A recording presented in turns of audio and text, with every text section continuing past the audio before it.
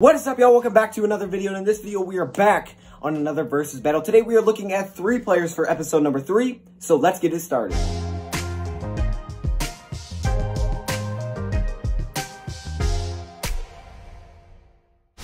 Right, everyone, I believe this is episode number 3, right? I think it's episode number 3. Well, if it is, it works perfectly because we are looking at 3 prospects all in the same video, and they are 3 receivers. So in my last video, I said, hey, comment who you guys want to see the next matchup, and you guys got to do that again for this video, and you guys said you want to see these receivers, so I decided just to put them all into one, not space them out. Let's just talk about them all at once, and it works perfectly because last season, 2019, when the Detroit Lions had their 53-man roster, they only kept 5 active wide receivers to start the season, and the Lions kind of had their top 4, at least top 3, but I believe top 4 locked up with Kenny Golladay, Marvin Jones Jr., Danny Amendola, and Marvin Hall. So there's a chance that 2 of these players don't make the team. There's a chance that none of them make the team. There can be some, different situations here with who makes the team and who doesn't. But if you base it on last season, it would probably tell you that only one of these guys will make the team. However, there's a little bit difference this year. You're allowed to have 55 players on your active roster. So there's an extra spot. There's 2 extra spots. You can use those wherever you want, right? We can use those wherever we want. I don't know if they'll use it at receiver or not, but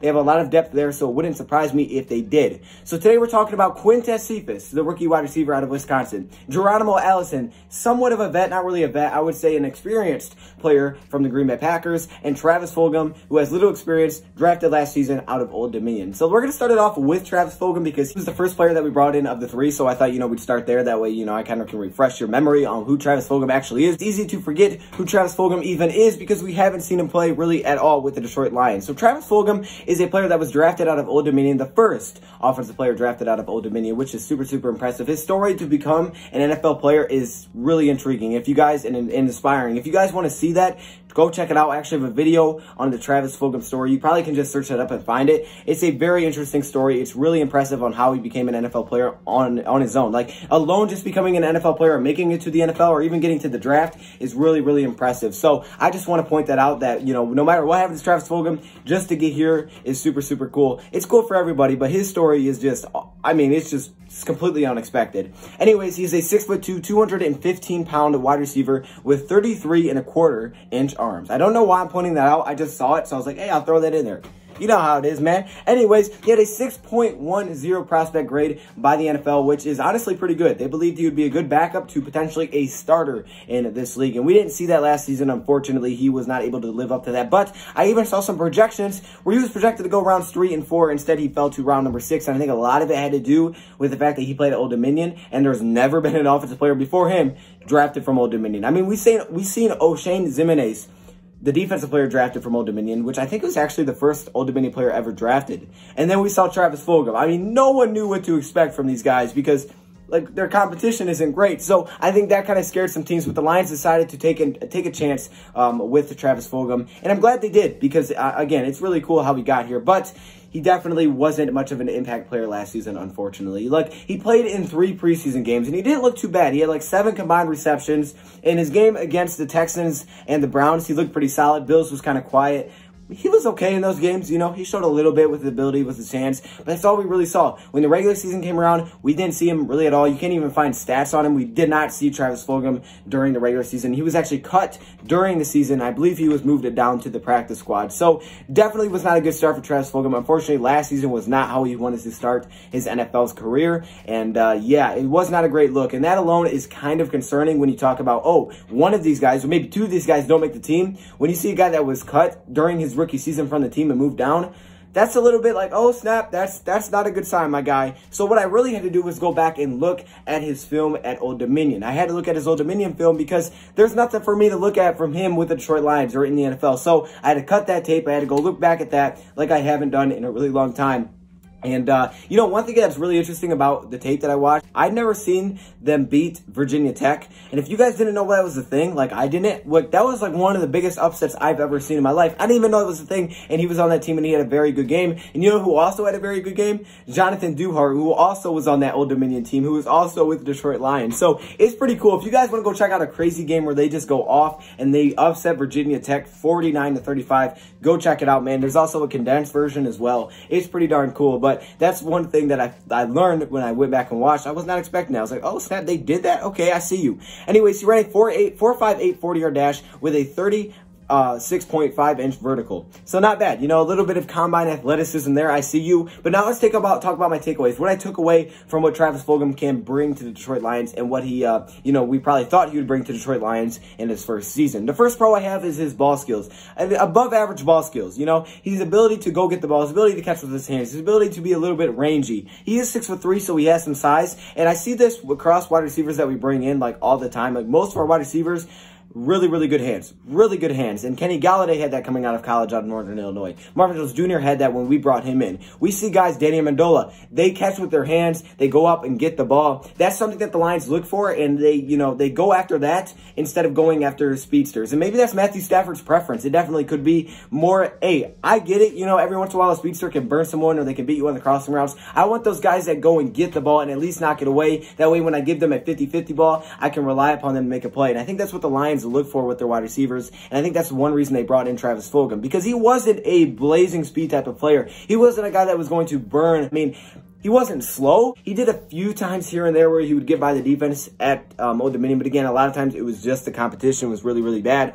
But he's not burning anybody. He didn't do it in preseason. He was just a guy that had good hands. You know, he has the fundamentals. And when you talk about wide receivers, I think a lot of people get caught up in the combine and, you know, what he does, what his numbers look like. Oh, how high did he jump, stuff like that. But the NFL is all played, you know, on the field, right? The NFL is all played on the field. You don't play, you know, with shorts on, you're running 40-yard dashes. You don't do that. You're playing on the field. And I think what the Lions look for in the wide receivers is what I would look for. Can you catch the football? You know, how well can you catch the football? And that's what the main job is of a wide receiver. Like, you can give me some other stuff. If you're fast, that's a bonus. If you can block, that's a bonus. But how well do you catch the football? Can you consistently grab the football? Can you make 50-50 ball plays? Can you do that consistently? Are you a possession guy? What can you do when I throw to you? And I think that's what I look for. And that's like their main thing that they look for in receivers. They don't really look for that crazy athleticism as much as they look for, can you catch the football? Because even though people say I can teach that, can you really teach that though? Because if you could, every receiver would be really good. So you really can't in my eyes.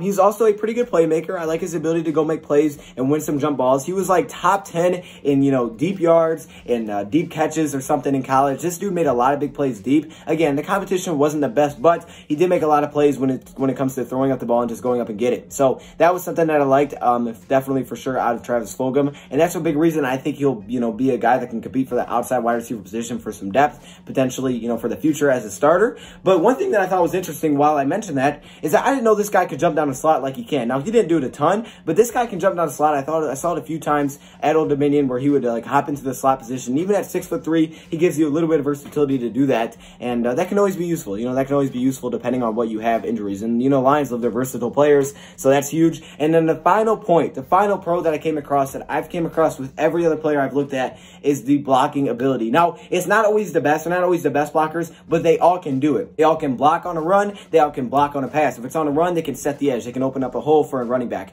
When they block in the pass, they can block for screens. They can block downfield. That is something that the Lions look at heavily, okay? I didn't necessarily notice that until I started looking through these players, and I was like, oh, they all do that pretty darn well. And I think the reason being is that Darrell Bevell is a guy that's known to be a run-first offensive coordinator. He wants his wide receivers to be able to block. That way his running backs can get to the second level. That way the running backs can get to the outside, and that's what you have with a lot of these players. So his ability to block in college was definitely something that stood out to me, because some players aren't even willing to do it. You don't have to be great. You just have to be willing, and that's something that he brings to the table, which is huge. Again, looking at his cons, the speed, the acceleration, stuff like that, he's just not going to burn many cornerbacks. But again, the main problem I see with Travis Fulghum and his potential to make the team is the fact that he was cut last season. He just really didn't ever see the field for the Detroit Lions in the regular season. And we're already deep at the wide receiver position, and then you come back and sign one, and then you come back and draft one this year. Man, that's just tough. And this is probably the guy out of the three that I would say is most likely not to make the team. I really don't see a way Travis Fulghum makes it,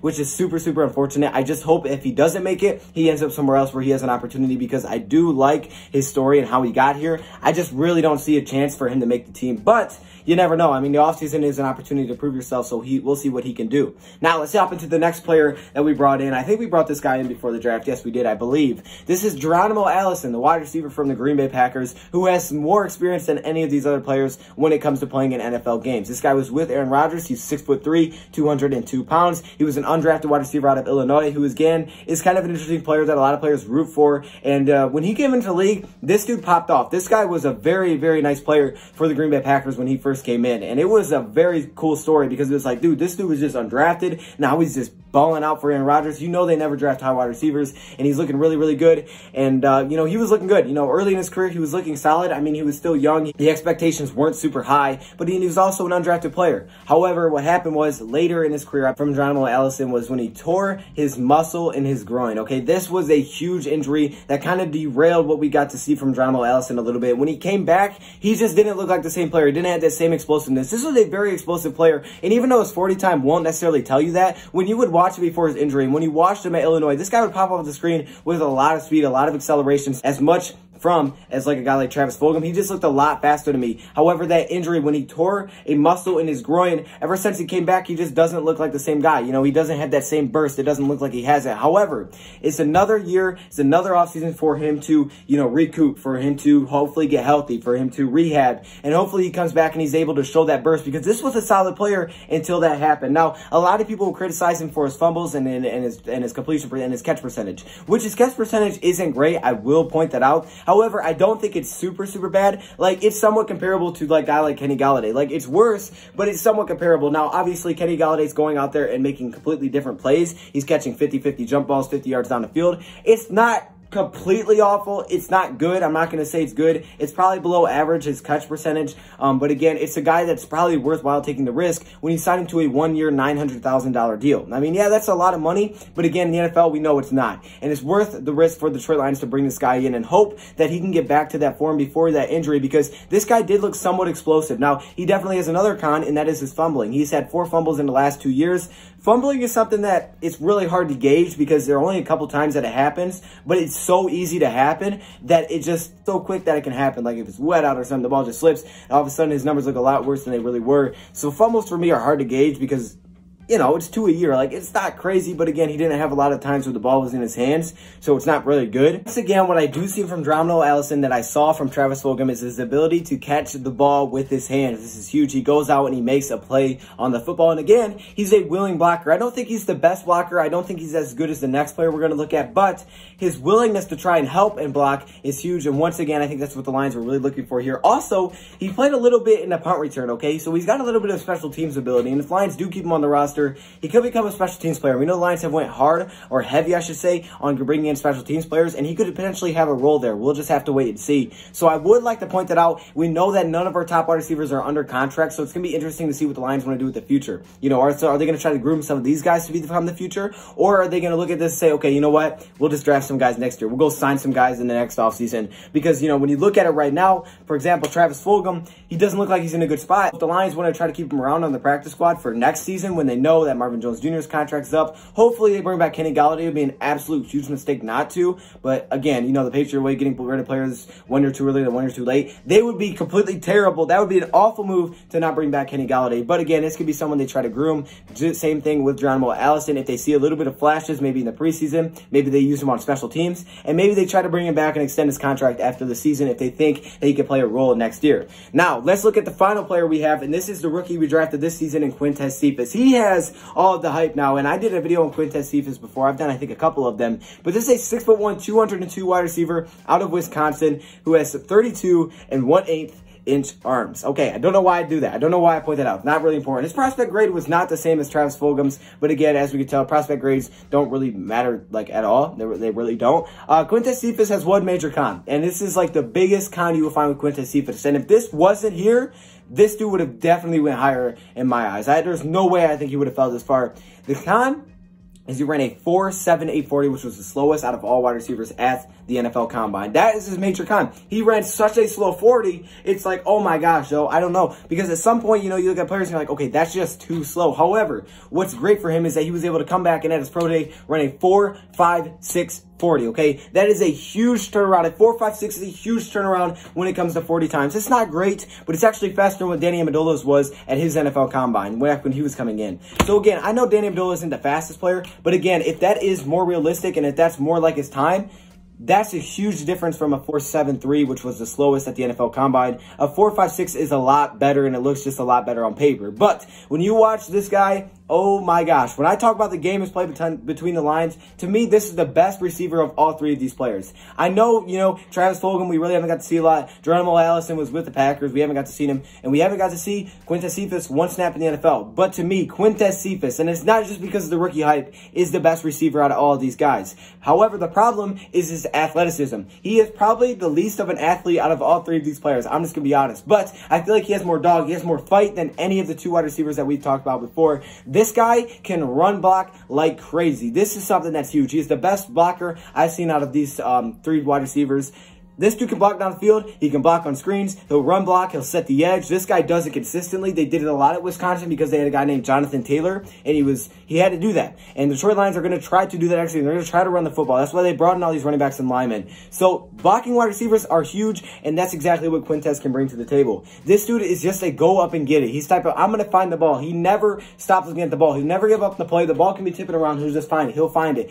They're not always the most pretty catches. They're not just, you know, like that, but he'll find a way to get the ball. He doesn't drop the ball very often. Quintez Cephus, to me, is such a good player. I mean, I was really shocked by how far this guy really fell. I'm seeing other people like comment, hey, I want to see him go here. I want to see him go here, like my team. This dude's a good player. This dude's a really, really good player, and I have a lot of hype for Quintez Cephus. And I know the 40 scares some people, but the thing that's great about Quintez is his ability to drop down and play the slot role. He did it a ton in college, and I could definitely see him doing that in the NFL. A lot of people look at him as a potential guy that can have a day one impact. I don't know if he will with the Lions because we're so deep. However, I think he could drop down the slot, you know, next season when Amendola is gone and take over that role. This is a guy that just made tons of contested receptions because he's not getting tons of separation. That's one of his big cons. Separation is something that always people look at when it comes to wide receivers. However, even without getting separation, he had the 12th most receptions in contested catches. This dude makes contested grabs. He's able to go get the ball, but really his downfall as a whole is athleticism, getting separation, getting speed, having acceleration off of the snap, having jumping ability, but he's able to find the football. He's able to make a grab, and at the end of the day, it's all about, can you catch the football? Yes, you can, and he can block better than any of these three players. Honestly, if I was predicting, I think Quintez Cephus obviously makes the team. I think that's our 5th, and if we do keep an extra one,